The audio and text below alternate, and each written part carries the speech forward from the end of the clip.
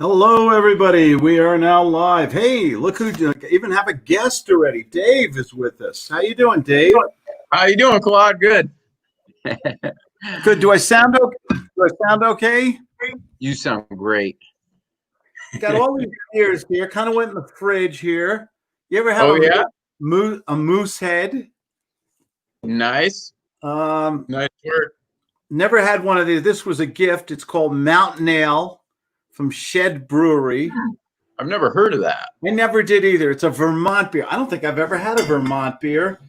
Probably one of the greatest beers ever made, Dale's Pale Ale. That's the good stuff there. And for those of us watching our figure, someone told me to try this. I've never had it. Michelob Ultra Pure Gold. Claudia's actual favorite beer. There's no such thing as a good beer. I keep telling you that. So I'm going to give that a try. Got a couple things. How you been, Dave? What's the word? I'm doing well. Just plugging away.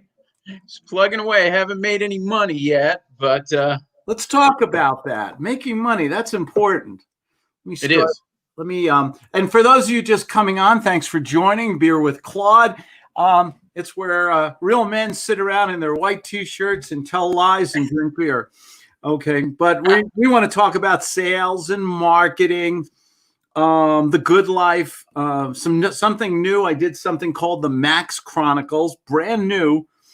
These are brand new videos about things I've learned from my mentor. I had one amazing mentor. I'll talk about that. Those videos are coming out in August. They'll be on YouTube.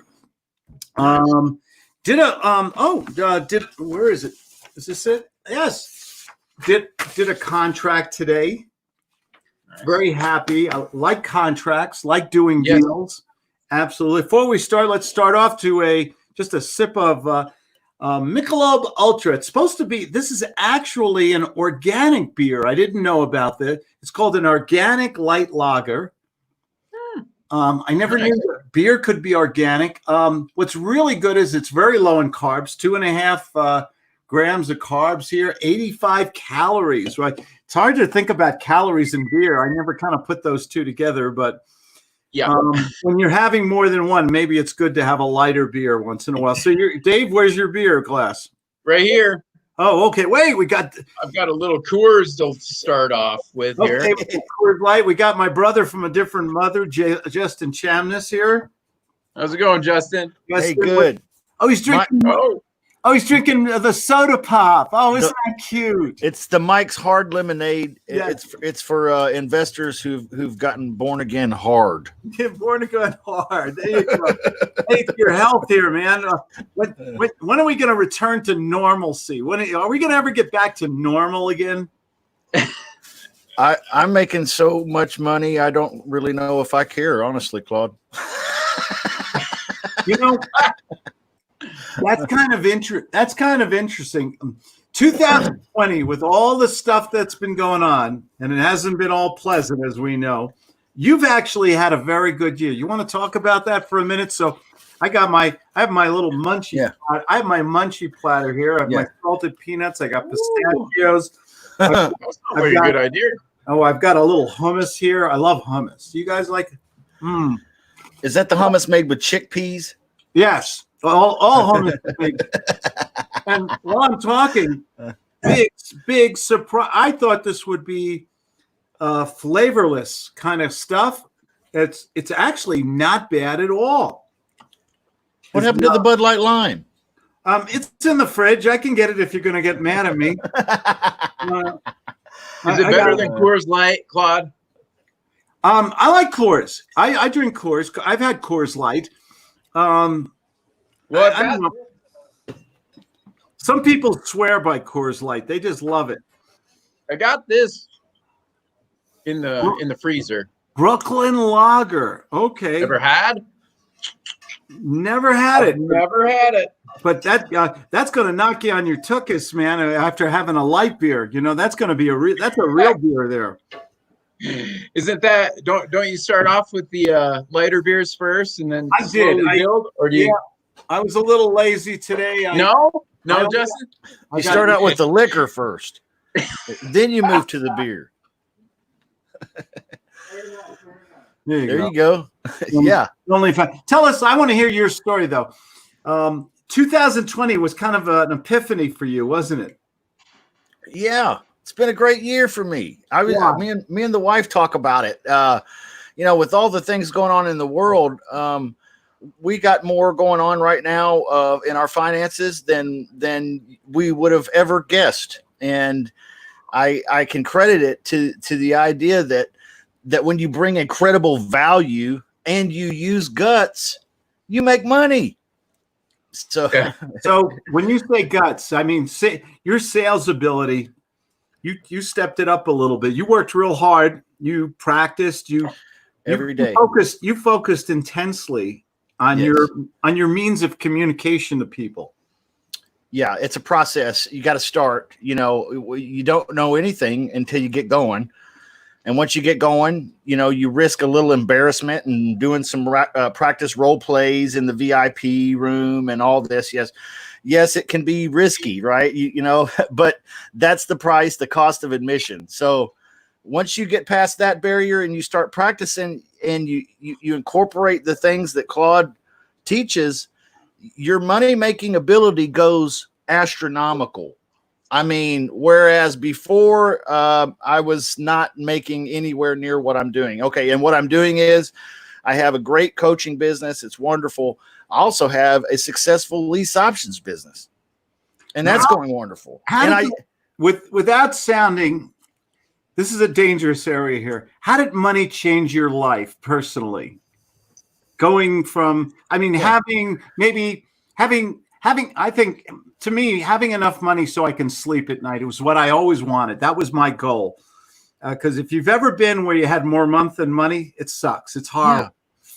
Yeah. It's a mind freak almost. We're sitting here thinking to ourselves, and I'm saying it out loud sometimes to the wife. I'm like, it's almost like I don't know what to do with myself. I've got this money, I've got this time, and now what do I do? It's such an awesome feeling and the options that it opens up for you.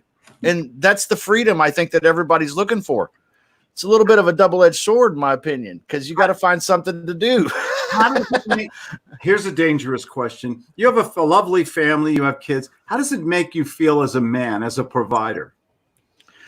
We all want to be the hero, I want to be the dude that goes out and kills some shit and drags it home and says to the wife, hey, here you go, cook it up, right? And she's like, oh, I would love to, honey. You know what I mean? That's what I want. And when you're able to go and make that kind of money, when you're able to communicate effectively and close deals, close sales, get people to write you checks, give you their credit card number, you go in and the wife and everything, the entire dynamic is different than what it was when you were struggling. I've seen both ends of the spectrum. I'd rather be over here where I'm at right now. I think you got to suffer in life a little financially to make you be grateful when you reach a point where you have that, I don't want to say FU money, when you have more than you need, the bills are paid, you have enough money to save up, to get out of debt. Oh my God, was that a big move for me? That was the mountaintop for me. Yeah. To get out of real debt, consumer debt, which is the big trap for all Americans. And Andy, I want to acknowledge you there, Andy Engelbrecht. How you doing, Andy? Andy, I don't know if you can hear me or not. I don't know if he knows he's on screen. Okay, maybe he's on a delay. Are you talking to me? That's not Andy, I don't think. This Calvin. Calvin, how come it's Andy? That's the lower third. It is Calvin. Good morning. Good afternoon, Calvin. I just want to, it said Andy on my sheet here. Andy Engelbrecht. Good day, sir. Love your happy hours on Friday. Wish you could join us, Andy. Okay, maybe next time. Now, introducing Calvin. Yes. We were kind of talking about Jason here was bragging about how much money he has, which I think is a very unsavory topic personally. But actually, it's the place we all want to be. That's why we work hard. It's why we learn skills. Yep. getting out of consumer debt, the great American trap. You know, when they give you all that credit and then you buy it and then they attack you with that 18 to 24% interest. And it's pretty hard to escape out of there, isn't it? Yes, it is. I'll be glad when I get out of it myself. It's a wonderful day. Guess what they do? By the way, this is the real funny thing. Once you're out of debt, guess what they get? Guess what they do? They give you everything. They send you more of this shit. Right. They send you tons. For those of you who are just listening, I'm holding up a handful of credit cards. I could take all these credit cards and probably get $250,000 or something in cash advances if I wanted. That's cool. It's just amazing. So once you get out of debt, then they want to bring you back in. So they start increasing your lines of credit. They start sending you more cards. All of a sudden, they want to pull. You know, what's that Al Pacino thing? I tried to get out, and they brought me back. Oh, and the Academy Award goes to Dave Stott. But that was my primary goal, to get out of consumer debt and never to return, because I was in danger land at one time in my life. Too much debt. And then the next mountaintop was to get out of mortgage debt. You know, I'll be glad when I get there. There's a nice place to be when you really own your home or you own your investment properties. That's a really sweet spot to get into. Okay. Yep. I like it. I'm looking forward to that. And I think the only way you can do it, I don't think anyone's going to give it to you. And I don't know. I've never won more than $10 in the lottery. I think you got to start your own business. Yep. Correct. Yeah. Claude, I never Take had a action plan. on the things that move the needle the most. Yeah. For I never had sure. Go ahead, Justin. Yeah, definitely. I was just going to say, I never had a plan really for how to get that done and be successful with it until I met you. I mean, the formula, the process for it's tremendous. You know how you get out of mortgage? A little secret that the banks won't tell you. Okay. If you have a mortgage and you say you have a good week, a good month, you got an extra $100, you throw that $100 into your mortgage payment, an overage. And guess what that does to the amortization schedule? That can turn a 30-year, if you throw in an extra $150, $500, you just have a good month. You have a little extra money. Instead of buying another big screen TV, you throw that on your mortgage payment. That'll take a 25-year mortgage and maybe change it to 17 years if you can do that consistently every month. Mm. You don't have to pay the bank 2, 3, 4 times what you borrow. Yeah. It goes a long way. We do that too. It goes It's incredible. Do we understand why in every major city who has the biggest buildings? The banks. The banks and the insurance companies. What do they make? They don't even make beer, man. What do they make? They make paper. They make interest. Yeah. Yeah.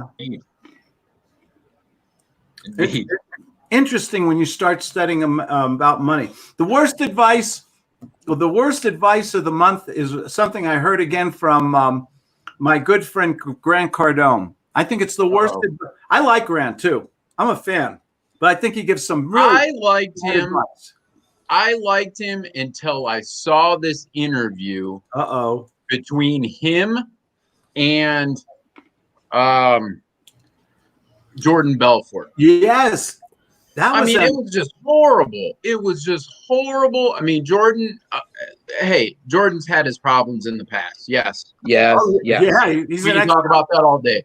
He's an ex-con. But right, exactly. But Jordan was just sitting there trying to talk to Grant Cardone, and Grant Cardone was just all ego, flexing on him, just cutting the conversation off. It was an hour-long interview, and it was just painful to watch the whole way through. But anyways, as you were saying, Claude, I'm glad you brought that up. I saw that interview also, and it's on YouTube. Grant Cardone, Jordan Belfort, and he's in Jordan Belfort's crib. And I thought it was very uncomfortable between the two. Did you get that feeling? Oh man, I mean, but yes, uncomfortable between the two. But Grant was causing it. Like he was just not answering questions. Jordan was asking him questions about what do you think about sales, and he was just like, I don't really like sales. And he's like, you don't. It was just he was just cut off. Was he intimidated? If you haven't seen that interview, you've got to watch that interview, and you'll see exactly what I'm talking about. Yeah, I thought it was weird. And Grant actually says he's a sales trainer, I believe. That's his big thing, isn't it? Right. Well, I know who I'm not going to for sales. I mean, the pretty much in so many words said sales wasn't his thing. And I'm surprised at that because he started out, if you know his story, I think he had some his family, he had some things with his family that were challenges. I think he was a door-to-door salesman, or I think it was Anthony Robbins. Anthony Robbins was a door-to-door salesman. Mm-hmm. Also, family challenges and struggles. Okay. Sure.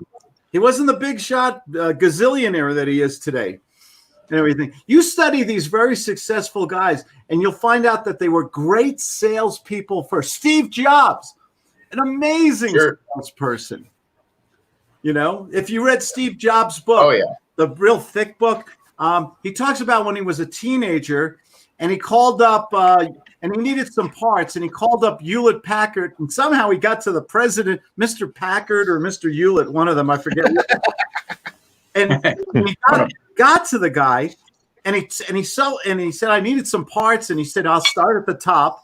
I mean, even back in the 60s or 70s when he did the 60s, I think, when he was a kid, Hewlett Packard was still a pretty prominent company.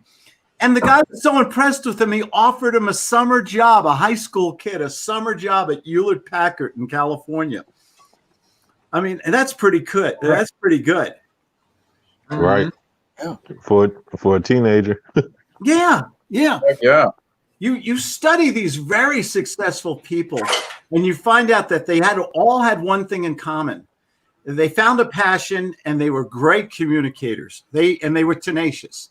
Nothing got in their way. Nothing stopped them until they reached their goal. You name me a guru or something like that. Sometimes they get a little, I think sometimes they make too much money, and they get their little jets, and they get their little red suits and their Bentleys, and they get too much accolades. And I think they forget that, we all go to the bathroom the same way. Ego. Yeah. I think they forget where they came from. How important is it to remember where you came from, and that you weren't always a big shot, and that there are other people who want to learn, who are struggling like you did once. Exactly. I love, one of my favorite speakers is Les Brown. You ever hear? You ever listen to Les? Yes. Brown? Oh yeah. God, man, goosebumps when he talks about it's possible. And he was. You got to be hungry. You got to be hungry.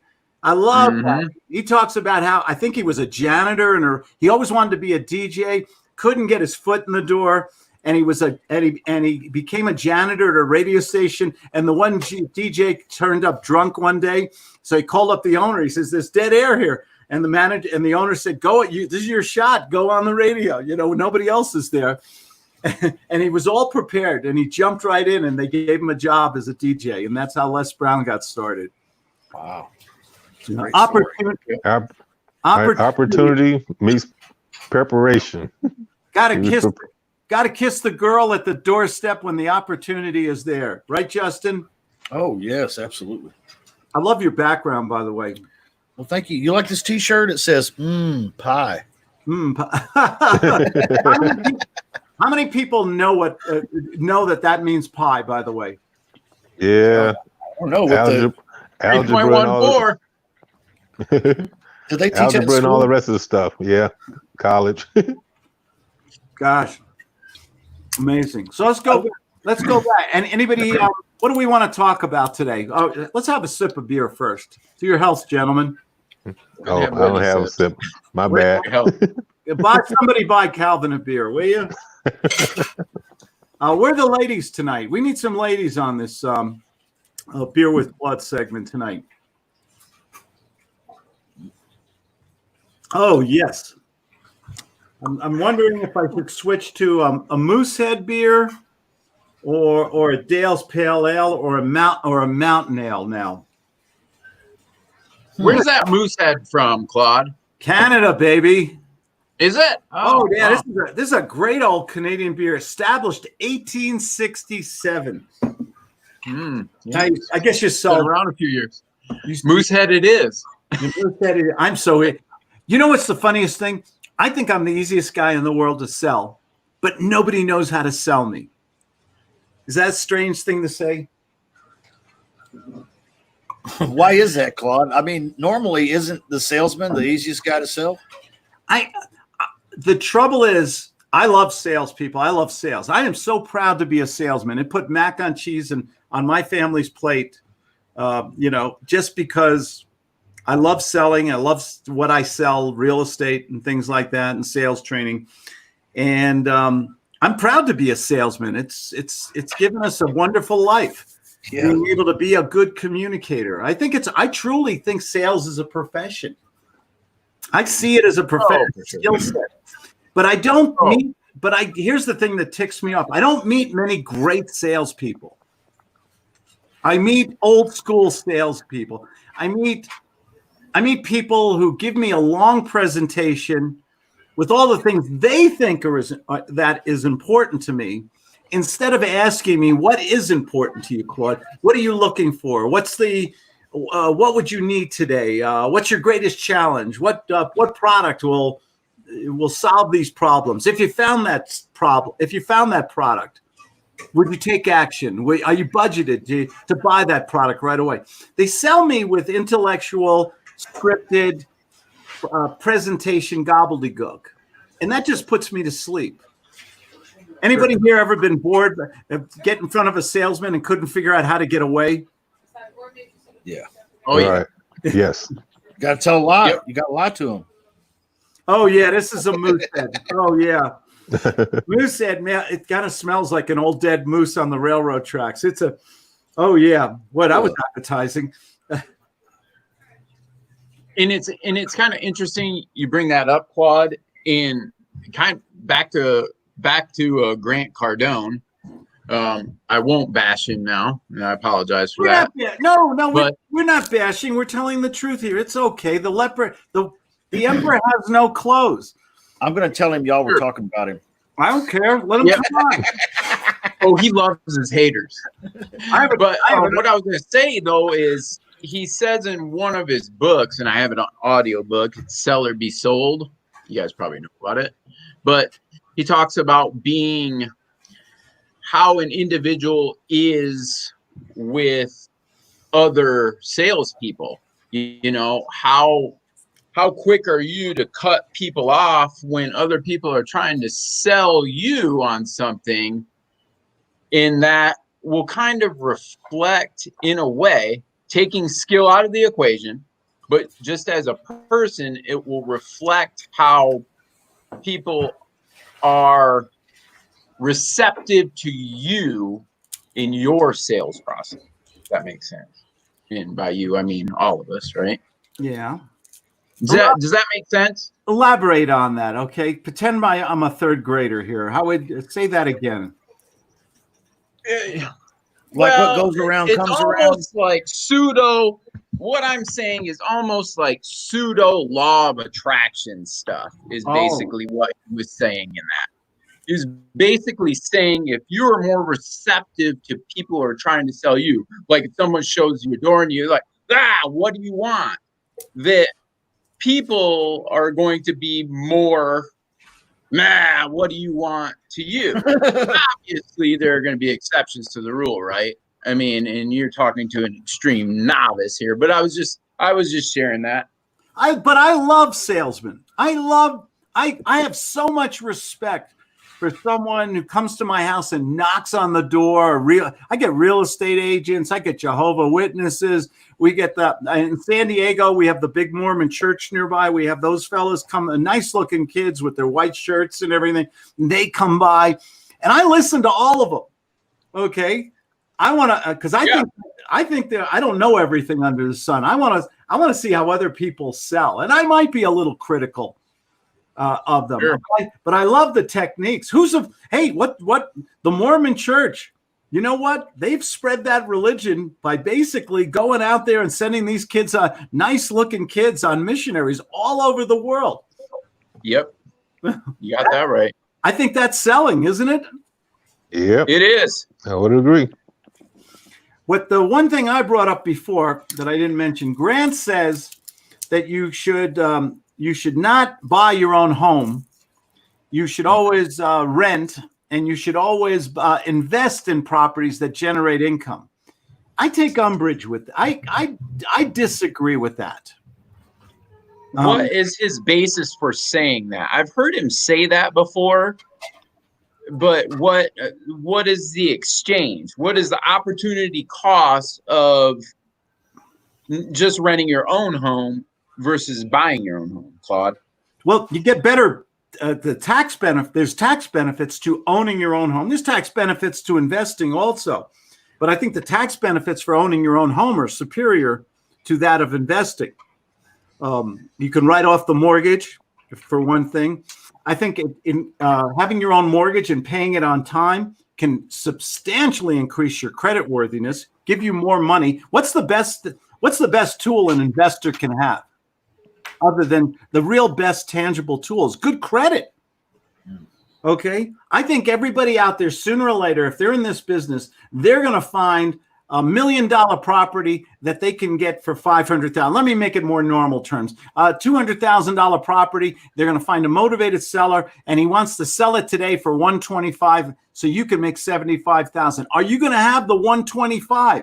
Are you going to have the cash, the credit, the ability to take advantage of that marvelous once-in-a-lifetime deal when it makes itself known? And I think, having good credit is really important. Is it necessary? No, but it makes life easier, doesn't it? Mm-hmm. Oh, yeah. And owning your own home, you make those payments, and maybe you throw in that extra $25, $50 a month. Someday you're going to have equity in that property because you've paid down that mortgage. And someday, if you buy the right property in the right place, it's going to appreciate. And once it appreciates, we have properties that have literally tripled and quadrupled in value over 20, 30 years. That's real money. That's power. That's sleeping at night. That's something you can do with your own home. You can also do it with investment properties. I think but I think for most people who listen to a Grant Cardone or listen to us, I think starting with your own home, what's better than having your own property, that feeling of pride and ownership? Justin, jump in on this. You got to park it somewhere. Yeah. Right? Yeah. And you got to live somewhere. And disagree with me if you guys think I'm full of it. No, I think it makes sense to not throw your money away on rent if you're not someone who has passive income or the ability to be an investor, to create income that you're not actively laboring for, or to buy properties yourself. That makes sense for somebody that has some money. But if you're just the normal blue collar person working a job, it makes a whole heck of a lot of sense to buy the place you live in, pay that sucker off, put a 20-year roof on it, and tell everybody to shut up. Right? What would happen, Justin? You buy a home, you pay, you make your payments. You bought the right home at the right place, and we had a nice little upward curve on appreciation. And maybe in 5 years, you have 25, 50,000 equity. 10 years, you have 100,000 in equity. What could you do with that money? Okay, you're still living in the home. You're enjoying it. Pride of ownership, tax advantages, improving your credit, actually getting pay down a principal and appreciation. Now you have equity. You can take a HELOC, a home equity line of credit. And what could you do with that money to build up that passive income that you just mentioned? Well, be smart with it because you don't want to, it's leveraged against the house you're living in.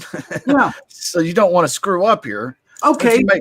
But if you make good decisions, you can leverage that equity in your home while you're living there, right? To buy other properties. Set them up as if you're buying them correct. A lot of these properties you can have them paid off in less than 10 years. Absolutely. My first real, and maybe I'm being a hypocrite here, because while I was living in a 1-bedroom apartment in New Jersey, I got my first really great real estate deal was from a bank, Mid-Atlantic Bank in Northwest New Jersey. Took over a condo development called Love Condominiums. I'll never forget it. This is going back Stone Age. And I got this really nice 1-bedroom condo for $25,000. Okay. Back in 19, and I sold that property 8-9 years later, something like for $180,000. Is that all? Where's a little schmuck, a little guy from New Jersey gonna make $180,000 in 8 years? Wow! Extra money. That's fun, man. That's You'd have to shovel a whole lot of pig shit to get that, right? Yeah. And I was look what I did with that money. I rolled it back into other properties. So now, when you with wait, that, you got to show off. You got to introduce your friend there, man. You can't just jump over that. Look at that guy. Look at that good-looking young man. That's Babu right there. Wow, what a cute. Hey, hello, Babu. This is Babu's birthday. Oh, Babu's birthday today. What breed is that? It's a French. It's a French bulldog. What a nice dog. You can tell he's a good dog. Beautiful. He's my dude. I'm sorry. Dogs and kids steal the show. I interrupted you, Dave. I apologize. No sweat. Got to have to appreciate that, though. Yep, old Babu. No, but what I was gonna say with your equity, I mean, do you get like multiple 1031 exchanges, or do you just start to pool all of your equity into one big 1031 exchange as your equity just slowly builds in time over multiple properties? Go ahead. I would probably say, as the opportunity presents itself, you take advantage of it. So if you get a good deal on a single house today, you take 20% out to cover the price of the house, and then you can go add. So it may be over time, but if you just have one apartment complex that you can get in for $100,000, you basically, so it covers both spectrums. It all depends on what the opportunity is in my eyesight. What do you think about that? I think I'm switching to Dale's Pale Ale. I didn't like these other beers that I pulled out of the fridge. You ever have too many old beers in the fridge? You pull them out and they're. I thought this would be much better. This is my old standby. You're not drinking them fast enough, Claude. If they're just sitting there. I know. What if you had a beer sponsorship, Claude? Wouldn't that be cool? That's the dream. Ladies and gentlemen, Beer with Claude is brought to you by. Yeah. Exactly.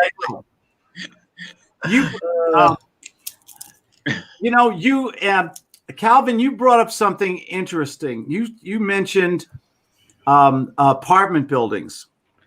Okay, what do you guys today? I'm a little gun shy right now about apartment buildings. I'm not advising people to get into apartment buildings right now. Why do you think I feel that way? Because nobody's paying rent right now. Amen, brother. I got a letter today from the governor of the state of Colorado, and he just extended that you can't do bankruptcies. In California, people don't have to pay their mortgages or pay their rent. It's been going on since March in California. Okay, what are these poor people doing who worked hard, saved their money, bought a small apartment building or something, and they've got 5, 10, 20 or more tenants who are not paying them right now? How are they dealing with this? Beer. One day at a time. I guess, but if it goes all the way up the chain. This is the shit. Yeah, this is the shit. Pardon my language. That see what happens after 2 or 3 beers. That really scares me right now. I'm more scared of the economy than the pandemic. Oh, for sure. This really scares me. But what's going on right now, where where people don't have to pay their rent. Am I being a Simon Legree, a Scrooge here? No. Are you talking about? Are you just talking about people not paying their rent, or the economy in general? I'm talking about people not paying their rent. People, and believe me, I'm not unsympathetic to people who've been stuck at home for a long time, who lost their jobs. Okay, but they're getting a little government check or something. Can they pay something to the landlord? Are we totally letting people throw away their obligations in our society right now and have, what is it, 4 or 5 months? We've been doing this thing since March, April, May, June. We're in July. 5 months we've been going through this garbage pandemic. Can you imagine being a landlord and not getting a check for 4 or 5 months? Right. Are landlords getting any type of relief? Well, the same relief same relief everybody else is getting, right? Yeah. This is the crazy part I think about that. As you said, I've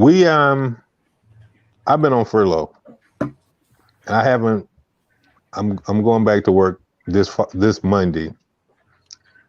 But I haven't missed a beat just because of what the government is giving and what FedEx is giving. So I haven't missed a house payment. People are actually making more money today than they're making with their job that they may have lost. So I don't see why people are not paying their rent right now. Now, if the government do not, because the furlough, $600 with the government is supposed to end the end of this month. At that point, if they do not continue the $600, I understand them saying, don't pay your rent. But right now, people are making, well, I guess you had a vast majority of people that weren't working. I don't understand how people are struggling. I'm not making as much money as I was when I was working, but I haven't missed a mortgage payment. Yeah. I mean, I ultimately think that, Calvin, that it boils down to mindset and ability to take action on, again, things that move the needle, Right. I think that no matter what, and we all know that no matter what, there's going to be people who always complain and always play the victim role, right? I mean, it kind of goes without saying, but it's a legitimate concern. But I also feel like the concern will be temporary, because through that opportunity,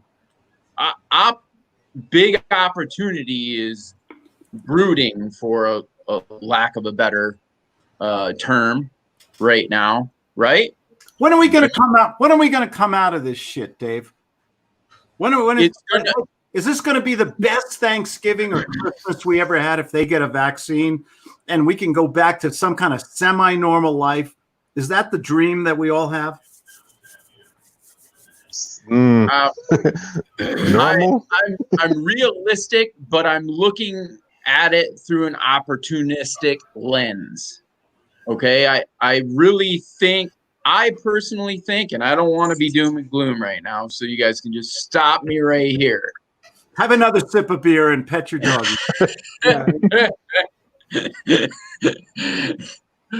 There you go. He did well. Oh, he did it. But I mean,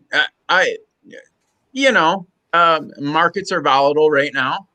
Stock market. If you listen to, oh gosh, who is big? Who owns Bridgewater?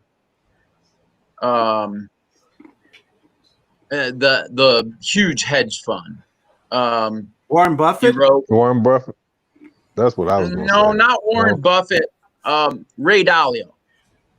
Ray Dalio talks about us coming to the end of a 90-year market cycle, and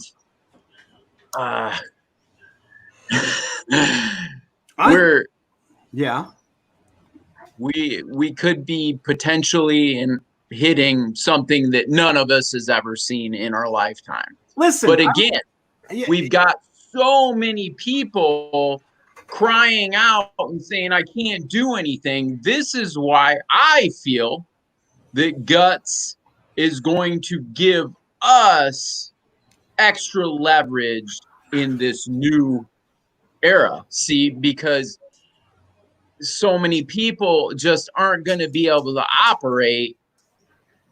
They're just not going to be able to conduct themselves. And it's going to be, you've got to get after it, or things aren't going to be looking good for a person in their family if they're not willing to get after it, right? Listen, you got to be hungry. I have gone through, I remember Desert Storm, the economy went to hell in California, property values dropped. I remember, of course, 2008. I remember 9/11. We've had ups and downs through all our lifetimes, right? And we always come. The one thing about America that everybody forget about the politics and all that crap. We're very resilient. We're like a rubber band. We always come. We stretch a little thin sometimes, but boom, we come back again strong. And I'm going to be Nostradamus Diamond here.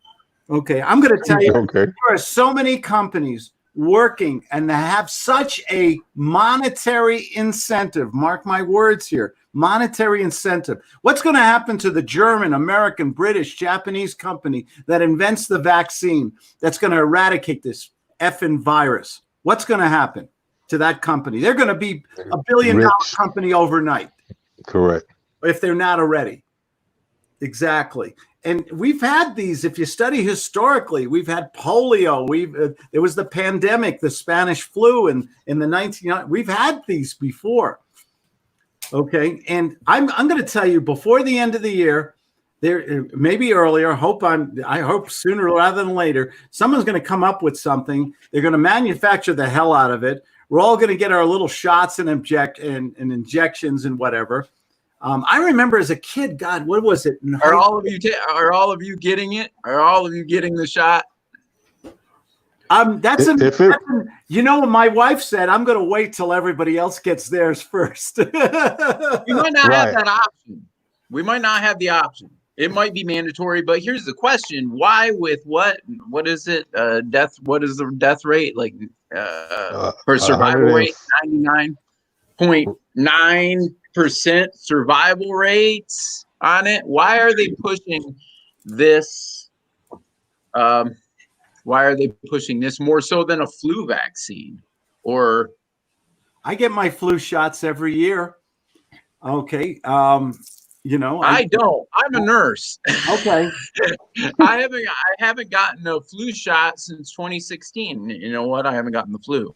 It's a judgment call. It's personal. It's that's the thing. We have freedom of choice here. But I believe, what do you think it's going to be like if Thanksgiving we finally get back to some sense of normal? The restaurants open, the kids go back to school, business starts drumming. We start reviving the economy again. We can socialize. Socialization today, the height of our lifestyle today is getting together with 6 other friends in a driveway with chalk marks, getting Have you guys been to a driveway party yet? Not yet. That's the big thing in Colorado right now, driveway parties. You bring your own food, you bring your own liquor, you bring your own face mask, you sit and you bring your own lawn chairs, and then you sit 6 to 10 feet away from people who can't hear you. Hi, how are you? Oh, I'm fine. Yeah. Exactly. It's crazy. We've definitely never seen anything like that.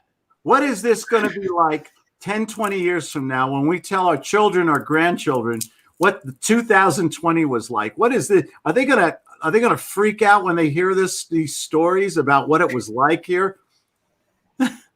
I think so. Yeah. Yeah, no doubt. I think things are going to get better. Oh, Okay. for sure they will. It's just going to take time. The beer glass is more than half full. Let's have a drink to good health and a cure and a vaccine and life back to America. Yep. And back to normal. It's going to get better. I really believe it will get better. And then there'll be some new bullshit that'll start. I don't know. We'll have a shortage of Q-tips or something. I don't know. Dental floss. Absolutely. What do you think? Nostradamus Chamnus there. What's your prediction?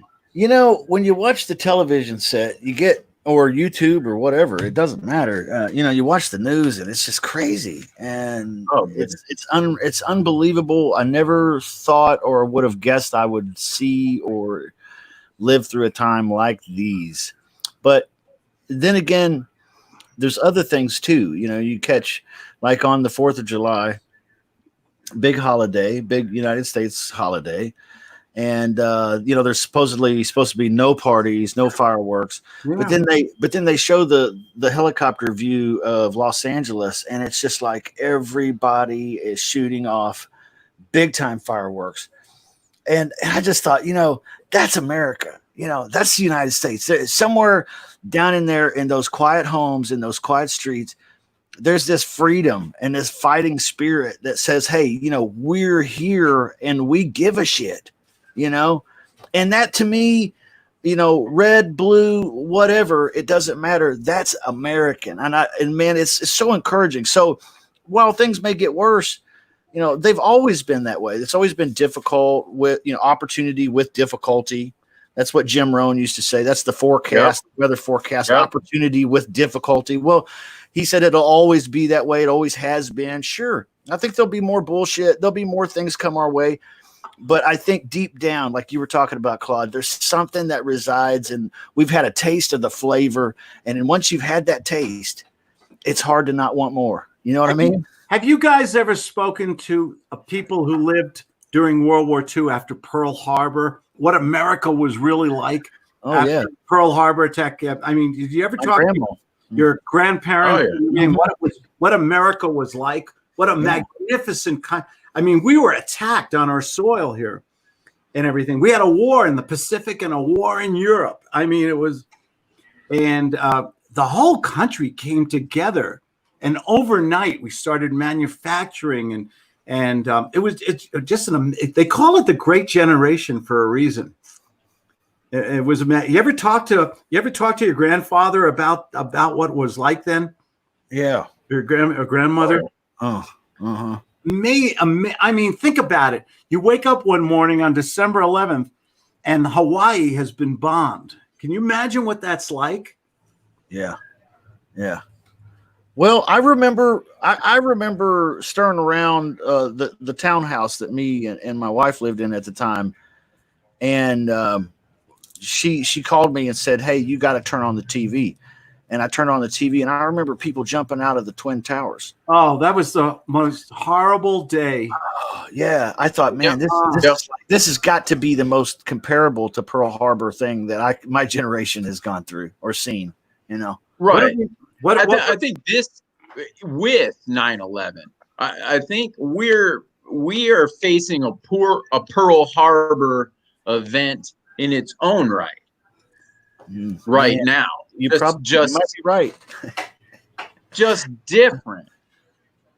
I mean, it's way more, I shouldn't say way more impact, but I don't know. There's been a lot of countries impacted by this. So, yeah, I mean, the whole world. And there's some countries we don't even know, in Russia, in Cuba, in Iran, in China. They're not telling us what's really going on there. It could be 10 times worse there. We don't even know. Yeah. Right. I think I think we're going to come out of this. We're going to learn. We're going to lick our wounds. We're going to learn some appropriate lessons, and we're going to come out of this better and stronger. I think there's something about America that there's some inner strength. I know right now it's everything. Maybe I'm a Pollyanna or something like that, and everything. We got protests, and I never get political, by the way, because I don't like to bring people apart. I like to bring them together. But sure. Right now, everybody, what's the most dangerous thing you could do at a dinner party? Talk politics, right? Where your red Trump hat. Sometimes money. I have a friend. This is funny. And she's a great cook, and she loves throwing little dinner parties with like 6 people, just friends getting together with drinks and a fantastic. She's a magnificent chef. And she had one friend from the far right and another friend from the far left who somehow met at her party and were imbibing on adult libations. And they ended up rolling on the floor when someone mentioned the Trump word or the T word and everything. It is very dangerous to talk politics today, isn't it? Oh, yeah, for sure. Oh, yeah. Goodness. Yes, it is. Oh, Goodness yeah. Yep. Politics, religion, and what else? What's the third one? Religion, money, politics. Oh no, diets. Yeah. Did you ever meet somebody who's on a new diet? They're like diet. They're like diet Nazis. Oh, diet Nazis for their diet. Diet Nazis. Now, that's interesting. No soup for you. That's what that reminds me of. By the way, what is the best diet out there? What is the diet? Whatever is best for the individual. The one that works for you. The one that works for you. Best. Calvin said the truth here. I exercise every day. It's part of my regimen 7 days a week. And I do something very unique. I do an OMAD, 1 meal a day diet. I am at the best. I've been struggling with my weight for years, trying different, and I've tried vegan. I tried eating just, all the different things. And the one thing that's really worked for me consistently long-term is 1 meal a day. I eat what I want, but I eat 1 meal a day. And my body really likes that. Let's change the topic a little here. Okay. Is that a daytime meal or is that a nighttime meal? I love dinner. I love sitting with my wife at dinner and just talking with her and then turning on Jeopardy and having a glass of wine and eating a good meal and everything. And Alex Trebek is a god, by the way. And my goodness, guys, speaking of diets, I just got a break. This is a lager. It's a hoppy amber lager. And my goodness, it's good. But anyways, as you were saying, sorry. I'm drinking probably one of the best beers in Colorado. It is. Do you guys like hoppy beers? No. Yeah, a little Sam bit. Adams. Sam Adams like hoppy? Sam Adams is a great beer. I love Sam Adams. It's too much for me. It's Sam. I mean, when I'm not drinking my Bud Light or my Ultra Pure Gold here, once in a while I'll switch to a good old Dale Pale Ale in Longmont, Colorado. Longmont. Okay. Yeah. I was going to ask where that's from. Yeah. I love Stella Artois. Wait a second, Claude. You don't eat until dinner time in the day? I have a normal fast all day long. I break my basically it's a daily fast. There's a wonderful book by a Dr. Jason Fung. He's from Canada, and he basically said we're eating too many. We're not eating 3 meals a day. We're eating like 12 meals a day with all the little snacks and everything. And our insulin is real high, and our body never gets a chance to relax and burn up that fat on our belly and all those other places. Sure. And he said if you can condition yourself to maybe not eat as much or eat less, or maybe skip 1 meal, or skip a whole day and just eat one for like a little window of time, like a 1 or 2 hour. And I said, what the hell? Let me try it. And oh my gosh, it's not a big deal for me to skip meals. I'm not a big breakfast guy. I used to have a big lunch. I skip the breakfast. I skip the lunch. I drink black coffee and club soda and water all day. I don't really miss eating during the day. It's really funny because I love to eat. You guys know my famous speeches about pizza. Okay. You turn in kind of early though, right, Claude? Like you go to bed pretty early, right? Are you kidding me? It's 6 o'clock here.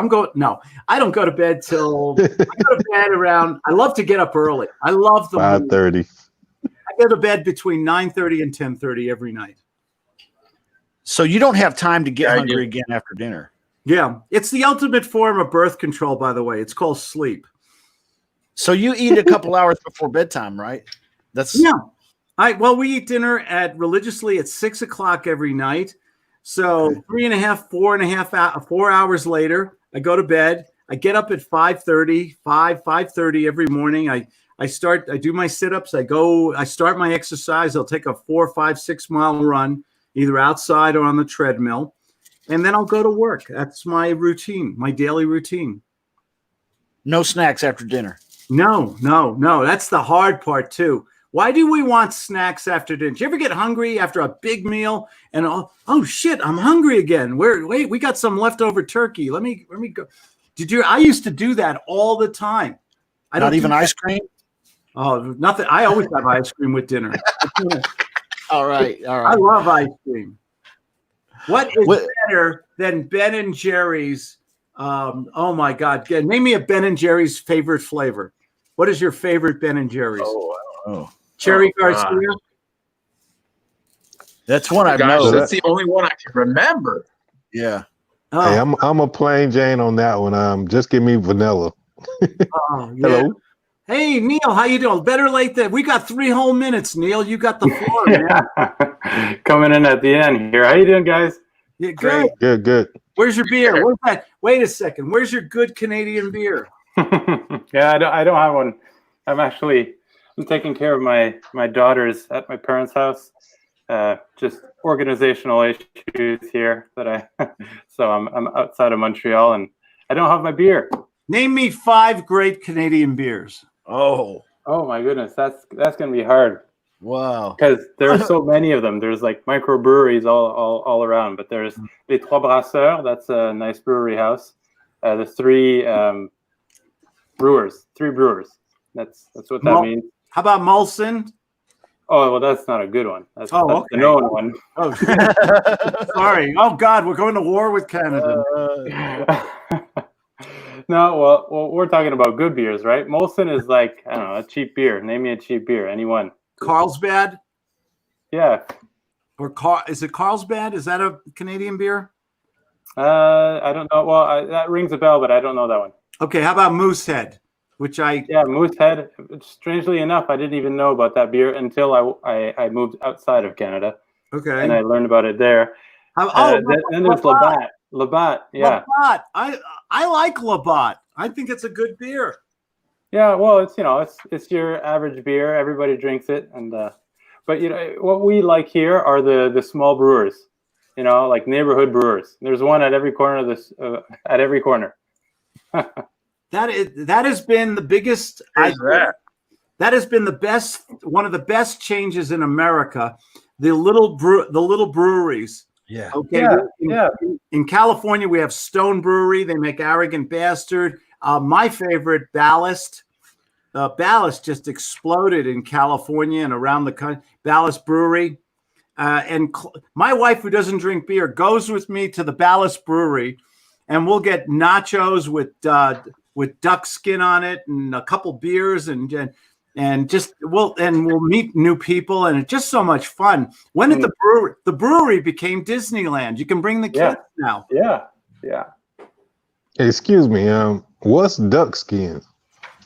It was duck skin nachos. It's where they take that crispy duck skin and they put it on nachos with with this Gruyere cheese and a little cranberry sauce or something. Like, it's a real mess. And have you had the strangest food you've ever had at some of these little breweries? The great food at the breweries. What do they call that? Grill food or whatever? I don't know. Oh my God, stuffed. We go to the one brewery we go to, stuffed mushrooms, The chicken wings, a plate of chicken wings, really super spicy. And oh, God, good food. Why did the food step up so much at these breweries? Because you drink more beer. Right? You remember the old days where you were lucky if you got a little package of cheese doodles or something, right? Or beer nuts. Pretzels or something. Food has changed a lot in the last years. I mean, it was almost an afterthought. Food has gotten better. Yeah. My head is glowing. Oh, yeah. Absolutely. Speaking of good food, tonight is Chicago Pizza Night. We've got a spinach pizza and a double pepperoni pizza for dinner tonight. Sounds good. What kind of crust? Hand tossed? It's I'm a little ashamed. It's frozen Chicago pizza. I found it at a supermarket outside of town. It's I don't mean to brag, but it's $12 frozen pizza.